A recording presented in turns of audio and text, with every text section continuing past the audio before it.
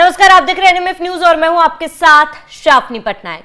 भारत और बांग्लादेश के बीच लगातार रिश्ते तनावपूर्ण होते जा रहे हैं, लेकिन अब हालिया के दिनों में बांग्लादेश की यूनिट सरकार ने भारत पर कुछ आरोप लगाए हैं, जिसका मुंह तोड़ जवाब भारत सरकार की तरफ से दिया गया है। बता दें कि बीते दिनों यूनिट सरकार ने यह कहा है कि बांग्लादेश कि शेख हसीना ने भारत में अपनी दफ्तर खोल रखे, यानी कि शेख हसीना का एक दफ्तर कोलकाता में खोला गया है और एक दफ्तर दिल्ली में खोला गया और वहीं से ही उनकी पार्टी अवामी लीग पार्टी काम कर रही है, जिसका विरोध यूनिट सरकार ने किया है। और इसके साथ ही भारत सरकार से कहा है कि स्थिति और ज्यादा तनावपूर्ण हो जाएगी दोनों देशों के बीच अगर इसके खिलाफ कोई एक्शन नहीं लिया जाता। ये बड़ा आरोप बांग्लादेश की यूनिट सरकार की तरफ से भारत पर लगाया गया, जिस पर भारत सरकार की तरफ से प्रतिक्रिया आई है और भारत सरकार ने बेहद ही शांत लहजे में यूनिट सरकार को यह समझा दिया कि भारत इस तरीके की किसी भी गतिविधि में शामिल नहीं है।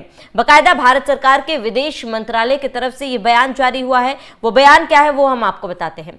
भारत सरकार की तरफ से बयान जारी करते हुए कहा गया कि भारत सरकार को ऐसी किसी गतिविधि की जानकारी नहीं जो कि भारत के कानून के खिलाफ हो। सरकार को भारत में अवामी लीग के कथित सदस्यों की ओर से किसी बांग्लादेश विरोधी गतिविधियों को लेकर जानकारी नहीं है या भारतीय कानून का उल्लंघन करने वाले किसी भी कार्य के बारे में जानकारी नहीं।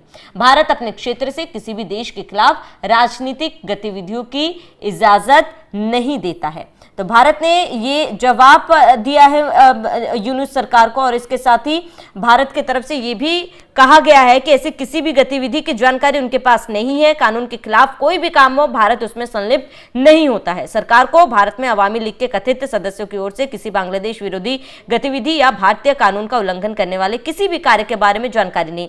इसके साथ ही भारत ने मोहम्मद यूनुस को भी अपने एक बयान में फंसा दिया। एमईए प्रवक्ता ने बांग्लादेश के अंतरिम सरकार के बयान को गलत करार देते हुए इसे खारिज कर दिया और इसके साथ ही कहा कि भारत की अपेक्षा है कि बांग्लादेश जल्द से जल्द स्वतंत्र निष्पक्ष चुनाव कराए ताकि वहां की जनता की इच्छा पता चल पाए। इस तरह चुनाव की मांग पर भारत ने एक तरह से मोहम्मद यूनुस को ही फंसा दिया है।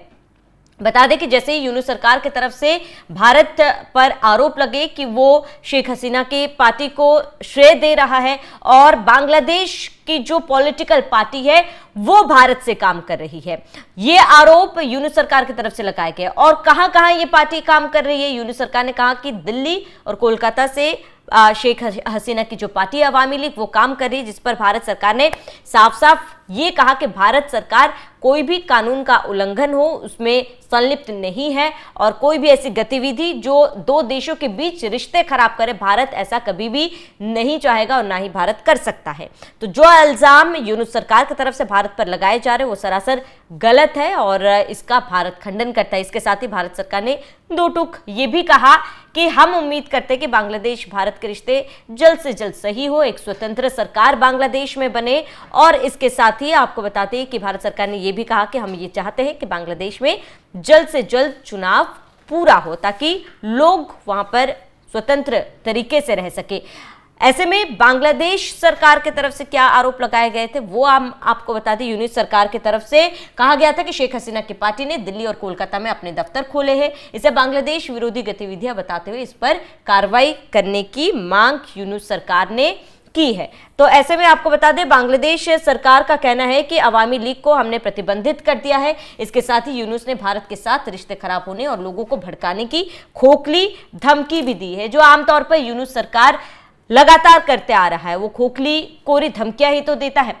ये कोई पहली बार नहीं है जो यूनिट सरकार की तरफ से ऐसी धमकी दी गई हो।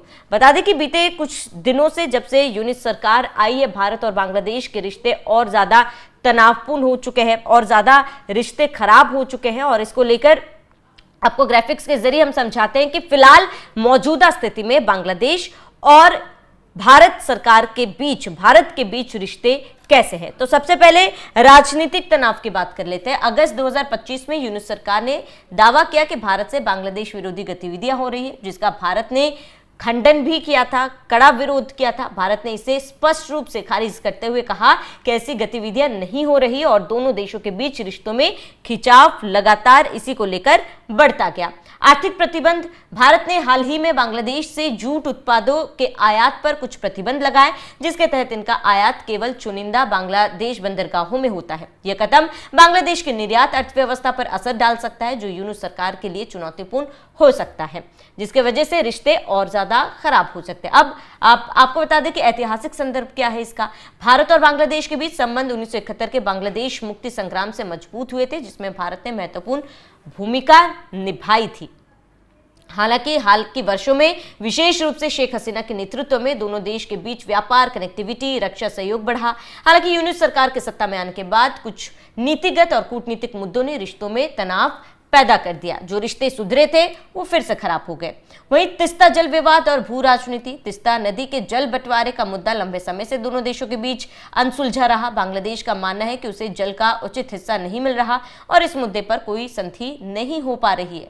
इसके अलावा बांग्लादेश में चीन की बढ़ती मौजूदगी भारत के लिए चिंता का विषय है, क्योंकि यह भारत की भू राजनीतिक रणनीति, विशेष रूप से सिलीगुड़ी कॉरिडोर और चीन के साथ सीमा विवादों के संदर्भ में प्रभावित हो सकती है, जिसको लेकर दोनों के रिश्ते और ज्यादा खराब होते जा रहे हैं, क्योंकि कोई बीच का रास्ता नहीं निकला। अब कूटनीतिक प्रयास। हाल के महीनों में भारतीय विदेश सचिव विनय मोहन क्वात्रा की बांग्लादेश यात्रा और शेख हसीना की भारत यात्रा जैसे कदमों से रिश्तों को मजबूत करने की कोशिश की तो गई थी, लेकिन उसके बाद जैसे ही स्थिति बांग्लादेश में खराब हुई, उसके बाद से चीजें बदल गई। लेकिन यूनूस सरकार के हालिया बयानों और भारत के जवाबी कदमों ने दोनों पक्षों के बीच विश्वास की कमी को और ज्यादा उजागर कर दिया। और उसके साथ ही बांग्लादेश में जिस तरीके से हिंदुओं के साथ बर्बरता हुई, जैसे तस्वीरें बांग्लादेश से सामने, उसके बाद से ही भारत में भी बांग्लादेश को लेकर कड़ा विरोध शुरू हो गया था। यूनूस सरकार को लेकर कड़ा विरोध लगातार हो रहा था।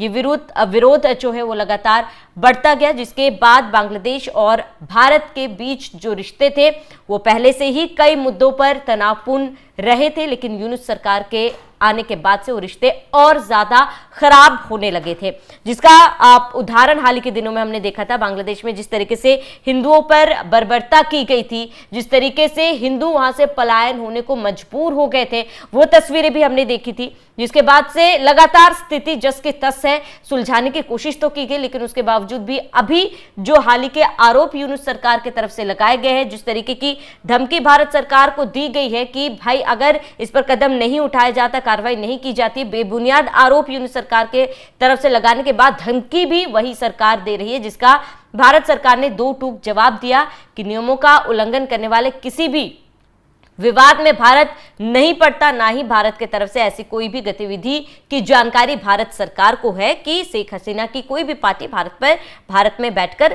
काम कर रहा है। इसके साथ ही भारत ने यह कहा कि हम उम्मीद जता रहे हैं कि बांग्लादेश में जल्द से जल्द चुनाव हो, ताकि एक स्वतंत्र सरकार वहां पर बने और वहां की जनता को न्याय मिल सके, इंसाफ मिल सके। फिलहाल आपका इस पूरे मामले पर क्या कहना है, हमें कमेंट कर जरूर बताएं। साथ ही बने रहिए एनएमएफ न्यूज के साथ।